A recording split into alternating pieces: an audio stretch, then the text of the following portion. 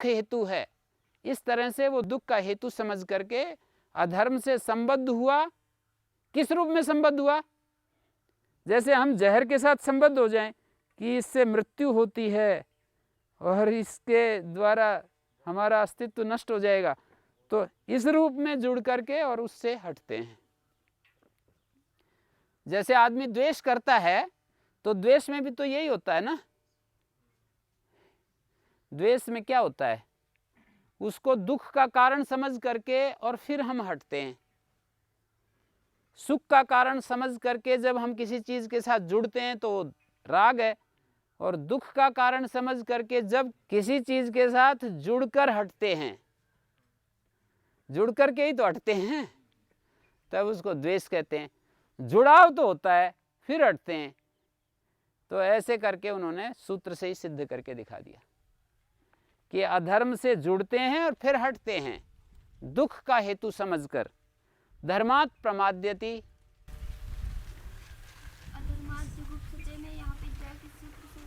स्तोस्तु नश्चु। पहले जलाम जसवंते होता है फिर हो जाता है। धर्मात् प्रमाद्यति का मतलब है कि जैसे व्यक्ति जो संभिन्न बुद्धि होता है ना, जिसकी बुद्धि जो है बुद्धि स्पष्ट नहीं है, स्पष्ट नहीं देख पा रही, मिली जुली बुद्धि है जिसकी, ठीक ठीक नहीं देख रही है, वो व्यक्ति जो है धर्म से जुड़ता है। अरे बड़ा झंझट है इस धर्म के आचरण करने में, तो ऐसे वो प्रमाद कर बैठता है और उससे जो है उस स्थिति को नाम धर्मात् प्रमाद्यति है। शिथिलता आ जाती ना, धर्म से प्रमाद करता है, इसलिए प्रमाद करता है कठिन समझ करके, या उसके फल के बारे में उसको विश्वास नहीं है, निश्चय नहीं है।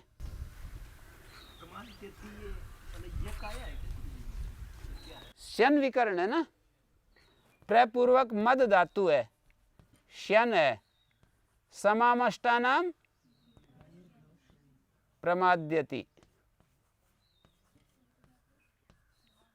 मदी अर्से। समाधि 8 धातुओं को समुपशमे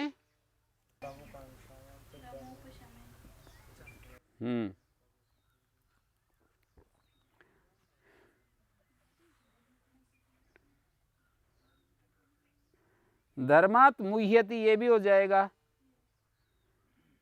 वो पद्मजीकार ने दिया है कि यह ऐसा नास्तिका पुरुषो भवति स पश्यति न अनेन धर्मेण किंचित आप्यते। अरे ये सब फंड बना रखे हैं, इससे कुछ मिलना जुलना नहीं है, हैं? न अनेन धर्मेण किंचित आप्यते। नास्तिक व्यक्ति होता है ना, वो इसी शैली में सोचता है, अरे धर्म वर्म कुछ नहीं होता है। तो न अनेन धर्मेण किंचित आप्यते नयनम करिष्यामि, मैं इस चक्कर में पड़ने वाला नहीं हूं।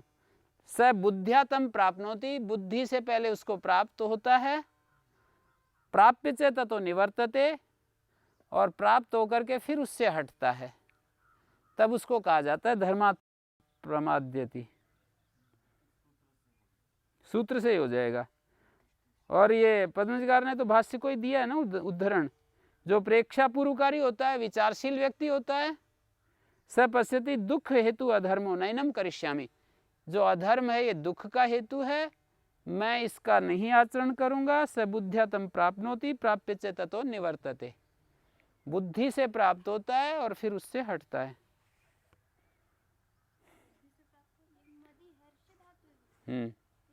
बुद्धि से तो प्राप्त होता ही है, पहले बुद्धि से विचार करता है ना, बुद्धि में तो आया कि ये अधर्म है, दुख का कारण है। हाँ, ये मदी हर्ष उपसर्ग की वजह से अर्थ बदल गया। धर्मा न प्रमदितव्यम, धर्म से प्रमाद नहीं करना चाहिए। कुशला न प्रमदितव्यम, स्वाध्याय न प्रमदितव्यम। तीन प्रकार का अपादान होता है। कुछ अपादान होता है निर्दिष्ट विषय वाला,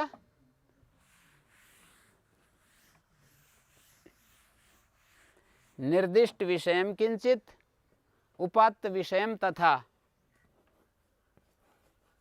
निर्दिष्ट विषयम किंचित,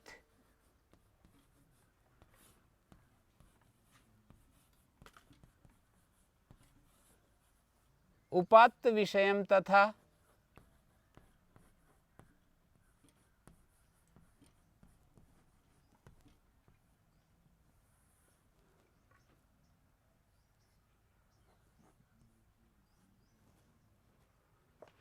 अपेक्षित क्रियम चेति,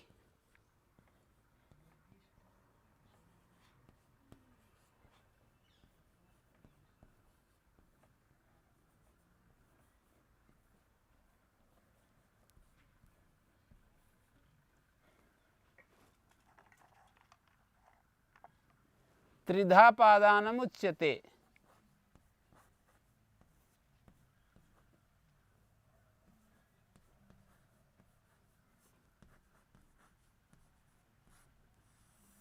ठीक है। कुछ अपादान ऐसा होता है कि जिसमें विषय निर्दिष्ट होता है। ग्रामाद आगच्छति, ग्रामाद आगच्छति, धातु के द्वारा ही अपाय लक्षण जो संज्ञा है वो निर्दिष्ट हो जाती है धातु के द्वारा ही। जैसे ग्रामाद आगच्छति, यहाँ पर ये निर्दिष्ट विषय का अपादान है। धातु ही बता देती है इसमें कि यहाँ पर अपादान हो रहा है। ग्रामाद आगच्छति, इस कथन में धातु से ही पता लग जाता है कि अपादान हो रहा है। ये पूरा वाक्य बोला मैंने, ग्रामाद आगच्छति। ग्रामाद आगच्छति इस उदाहरण में ये निर्दिष्ट विषय अपादान है।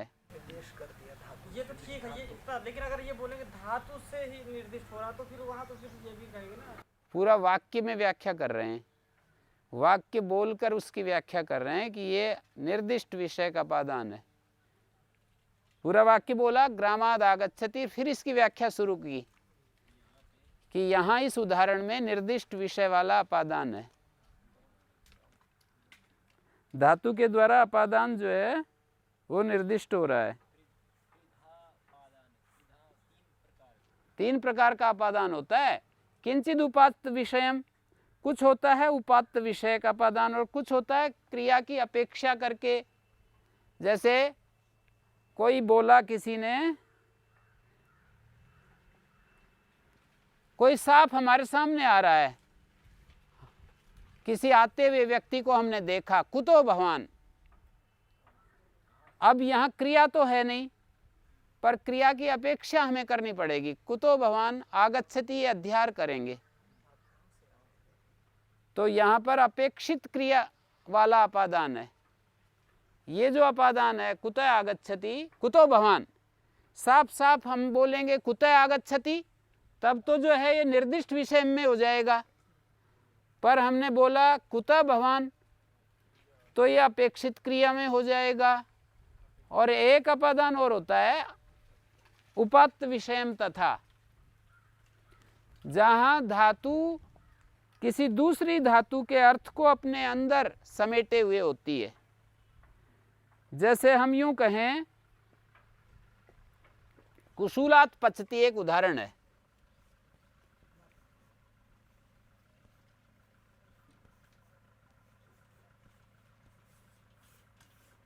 तो देखिए इस उदाहरण में कुशूलात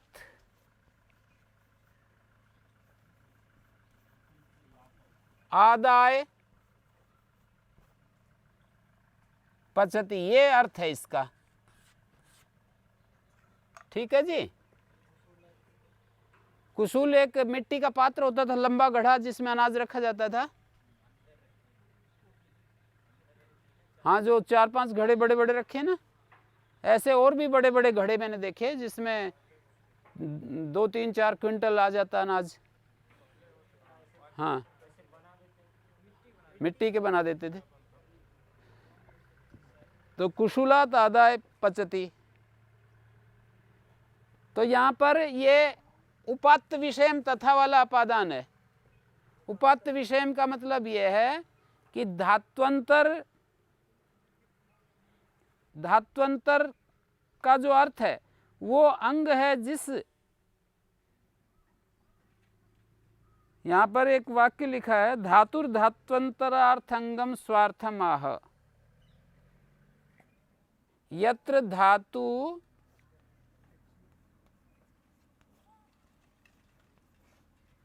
धात्वंतर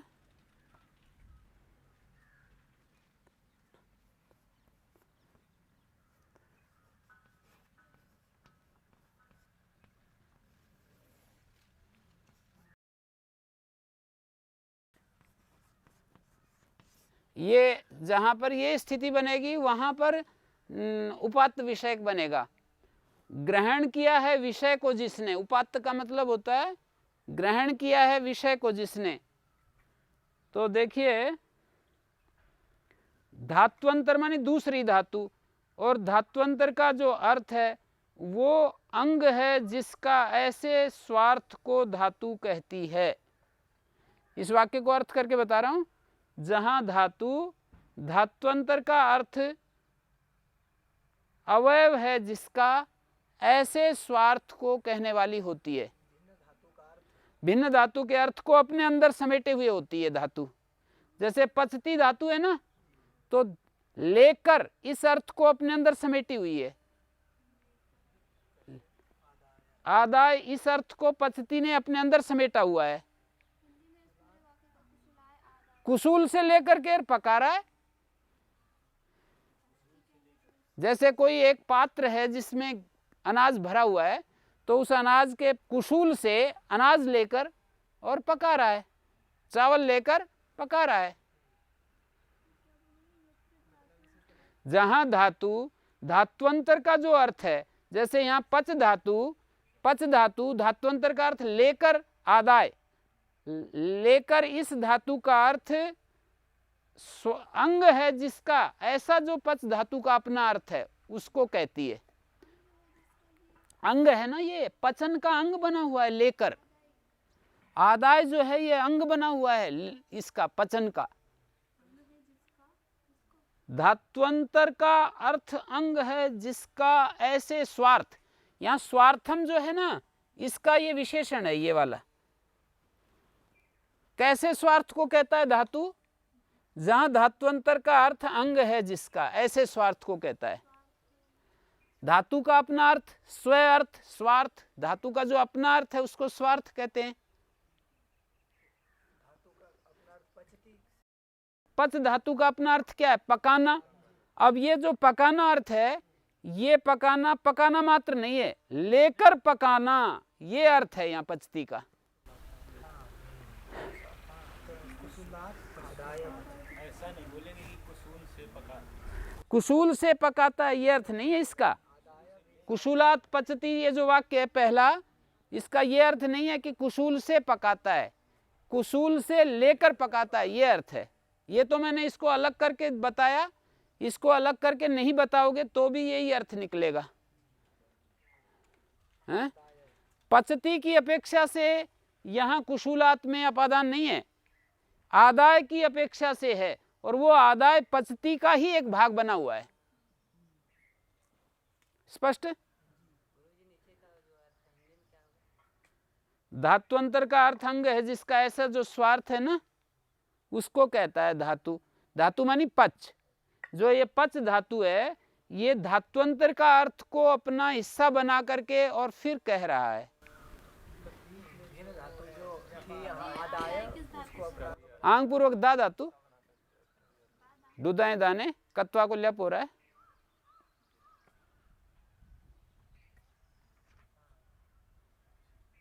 एक और उदाहरण देते हैं,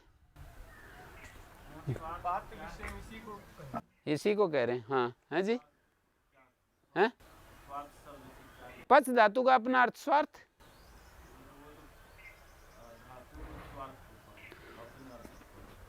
इसका विशेषण है ना ये धात्वंतरार्थंगम। धातु पच धातु अपने अर्थ को कहती है। कैसे अपने अर्थ को कहती है, इसका विशेषण ये है, धात्वंतर का अर्थ अंग है जिसका ऐसे स्वार्थ को कहता है। धातु तो अपना अर्थ, वो अपना अर्थ धातु का कैसा होना, धात्वंतर का अर्थ उसका हिस्सा बना हुआ है।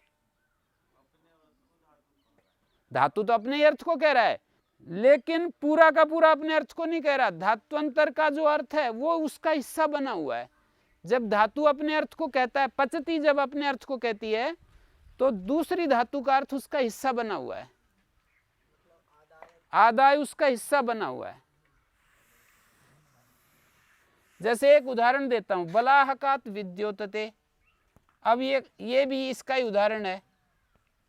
अब बोलिए कैसे करोगे इसका अर्थ?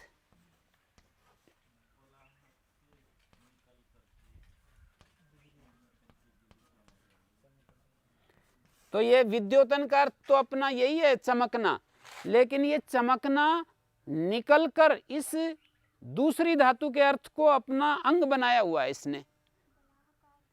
बादल से चमकती है क्या? बिजली।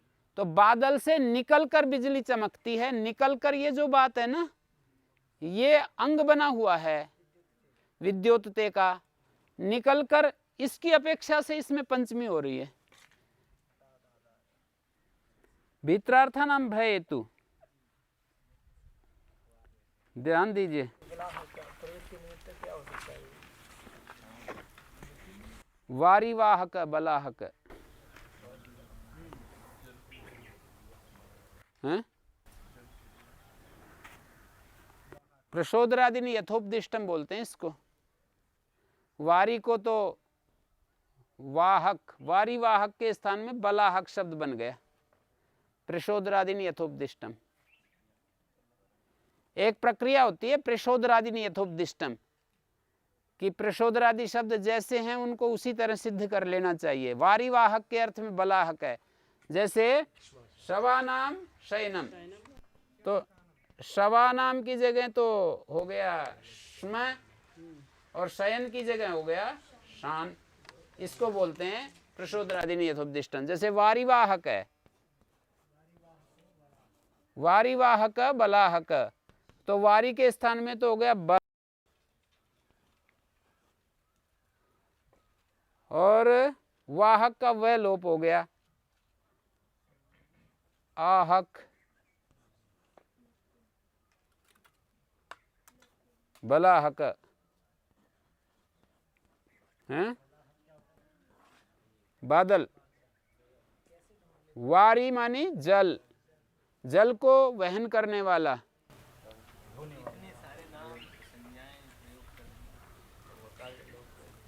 हैं?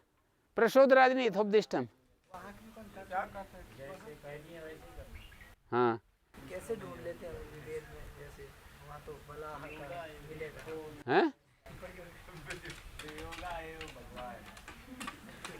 प्रयोग है भगवान।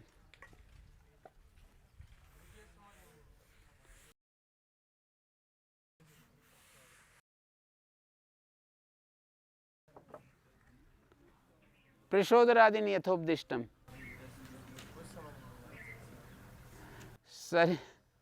शव की जगह तो समय बिठा दिया, और शयन की जगह शान बिठा दिया। ऐसे क्यों किया? उसका अर्थ जो है बताने के लिए। श्मशान का क्या अर्थ है? शमशान का अर्थ है शवानाम शयनम, ये इसका अर्थ है। तो ये बनेगा कैसे? ये तो फिर शव शयन बनना चाहिए था, शव शयन बनना चाहिए था। श्मशान कैसे हो गया? तो बोले शव की जगह तो आदेश हो गया है, व्याकरण में आदेश नहीं चलते, तो ये शव के स्थान में तो समय आदेश हो गया, शयन की जगह शान आदेश हो गया। आदेश चलते हैं ना? नहीं, बहुत शब्द कैसे हो जाएंगे? जो हैं उनका ही तो अर्थ कर रहे हैं हम, अपनी तरफ थोड़ी कर रहे हैं। यथोपदिष्टम नहीं पढ़ा है इस सूत्र में। यथोपदिष्टम का मतलब है जैसे उपदिष्ट हैं, जैसे आचार्यों शिष्ट पुरुषों के द्वारा हैं। हाँ, इसका अर्थ देख रहे हैं। वलाहक एक उपदिष्ट शब्द है, उसका अर्थ देख रहे हैं वारिवाहक। एक तरह का निपातन मान सकते हैं। हाँ, प्रयुक्त जो शब्द हैं उनके अर्थ का अवलोकन कर रहे हैं हम, आगे इनका अर्थ क्या है।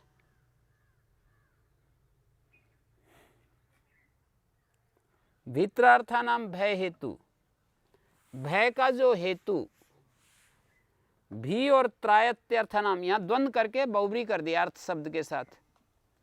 भी और त्रा इन धातु का,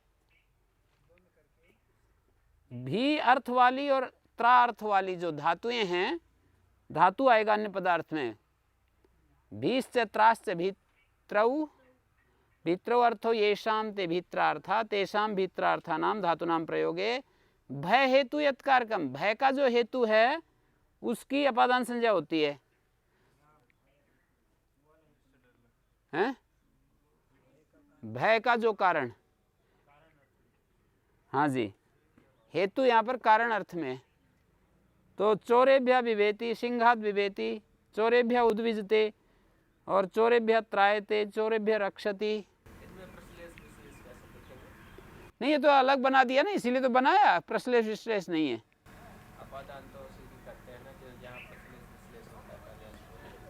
नहीं, वो तो उस सूत्र से करते हैं, ये तो नया दूसरा सूत्र बना दिया।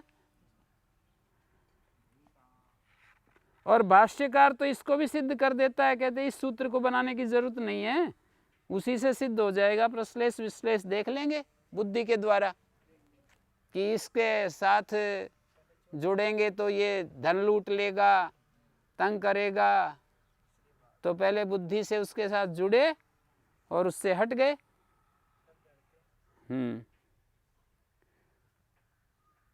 चोरेभ्यस त्रायते, कोई मित्र अपने चोरों से बचा रहा है उसको कि इसको चोर मिलेंगे तो वहां इसको तंग करेंगे, इसलिए बता दो इसको कि वहां पर चोरों का अड्डा है।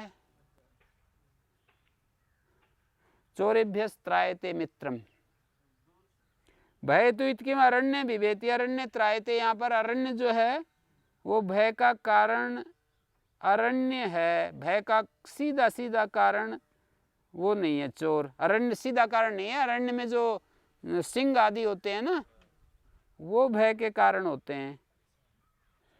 पराजय अशोड़ा, परापूर्वक जी धातु के प्रयोग में जो अशोड़ अर्थ है उसकी अपादान संज्ञक होती है। अशोड़ का मतलब जिसको सहन ना किया जा सके, अशोड़ का मतलब है जिसको सहन ना किया जा सके। अध्ययनात् पराजयते, अध्ययन से पराजित हो रहा है, अध्ययन को सहन नहीं कर पा रहा है, सहन नहीं कर पा रहा है, उससे कष्ट होता है।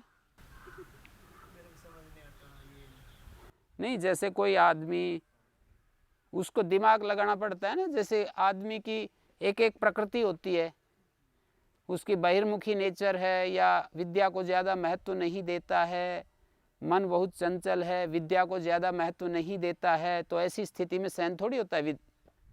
या तो मन की चंचलता से सहन नहीं होता, या मन में कुछ बैठता नहीं पढ़ते समय, समझ में नहीं आता विषय, इसलिए अध्ययन सहन नहीं होता है ना। या फिर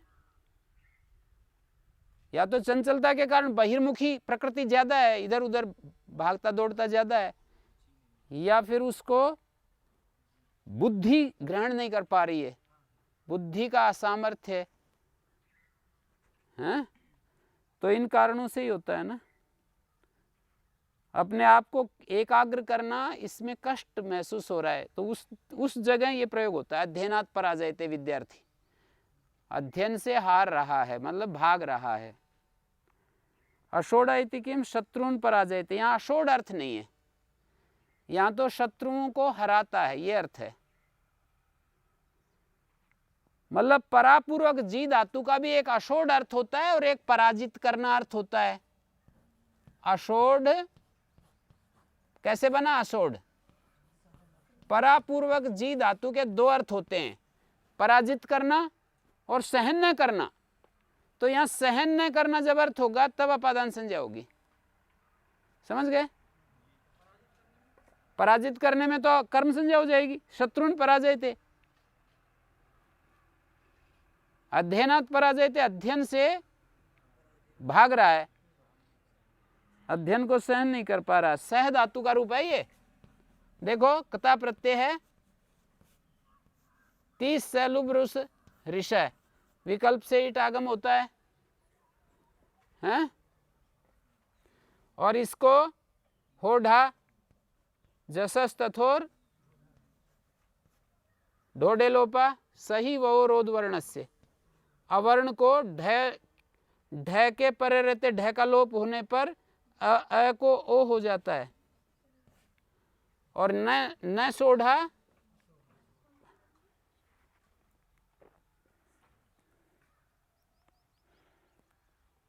अभिभवितुम न शक्यते, अध्ययनम अभिभवितुम न शक्नोति, न पारयति, विपराभ्याम जैसे आत्मनेपद हो रहा है, अध्ययन को अभिभूत करने में सक्षम नहीं हो पा रहा है।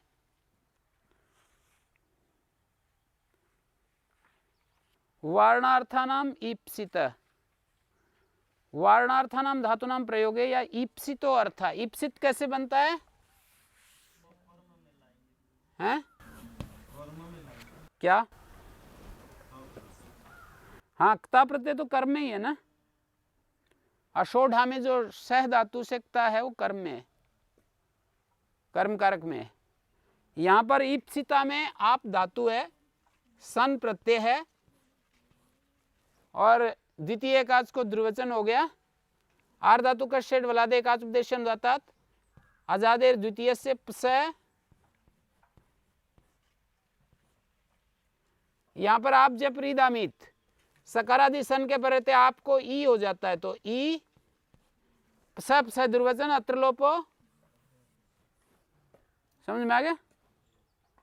आप धातु सन प्रत्यय आप जब रिधामित सकारादि सन परे हो तो आपको ई हो जाता है। फिर द्वितीय एकाच को दुर्वचन से अत्र लोपोभ्यास, पूरे अभ्यास का लोप, ईप्स धातु हो गई, इससे क्ता प्रत्यय आ गया, इट आगम हो गया, अतोलोपा से लोप हो गया, ईप्सित बन गया। वारणार्थक धातुओं के प्रयोग में जो ईप्सित अर्थ है उसकी अपादान संज्ञा होती है। वारण क्या होता है उसको बता रहे हैं, प्रवृत्ति विघात, जैसे गाय घुस रही हो और उसको उसका रोकना, विघात रोकना। यवेभ्यो गाव आ रही थी, जो से गायों को रोक रहा है, यवेभ्यो गा निवर्तयति। ईप्सिता इति किम यवेभ्यो गा वारयति क्षेत्रे, यहाँ क्षेत्र जो है ईप्सित अर्थ नहीं है। यदि हम ईप्सित को हटा दें तो क्षेत्र की भी अपादन संज्ञा होने लगेगी। हाँ, ईप्सित का मतलब होता है जो अभिप्रेत, ईप्सित माने अभिप्रेत, वारणार्थक धातुओं के प्रयोग में जो अभिप्रेत अर्थ है उस कारक की अपादान संज्ञा होती है। जैसे यवेभ्यो गाव आ रही थी, यहाँ कौन अभिप्रेत है? अभिप्रेत माने अभीष्ट, कि गायें जो को ना खा जाएं, तो यव जो है अभिप्रेत अर्थ है।